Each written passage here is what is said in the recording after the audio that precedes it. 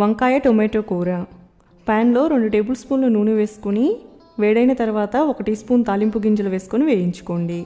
అలాగే కట్ చేసుకున్న 1 ఉల్లిపాయ, 1 పచ్చిమిర్చి, కరివేపాకు అన్నీ వేసుకొని ఉల్లిపాయలని మగ్గనివ్వాలి. 1 టీ స్పూన్ అల్లం వెల్లుల్లి పేస్ట్ కూడా వేసుకొని ఇది పచ్చివాసన పోయేంత వరకు వేయించుకోండి.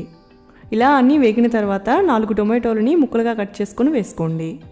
అంతా కలిసేలా కలుపుకొని మూత పెట్టి మీడియం ఫ్లేమ్లో ఉడికించుకోండి. టొమాటో ముక్కలు ఇలా మగ్గిన తర్వాత 400 గ్రాముల వంకాయలని కడిగి కట్ చేసుకొని వేసుకోండి. ముక్కలు కట్ చేయగానే ఉప్పు నీటిలో వేసుకోండి, చేదు రాకుండా కలర్ మారకుండా ఉంటాయి. ఇంకా 1/2 టీ స్పూన్ పసుపు, సరిపడా ఉప్పు వేసుకొని కలుపుకొని మూత పెట్టి ఉడికించుకోండి. అడుగంటకుండా మధ్య మధ్యలో కలుపుకుంటూ ఉడికించుకోండి. సుమారు 8 నిమిషాలకి ముక్కలన్నీ ఇలాగా మగ్గుతాయి. ఇప్పుడు 1 టీ స్పూన్ కారం, కొత్తిమీర వేసుకొని మూత పెట్టి ఇంకొక 5 నిమిషాలు ఉడికించుకోండి. వేడివేడి అన్నంలోకి చాలా బాగుంటుంది, తప్పకుండా ట్రై చేయండి.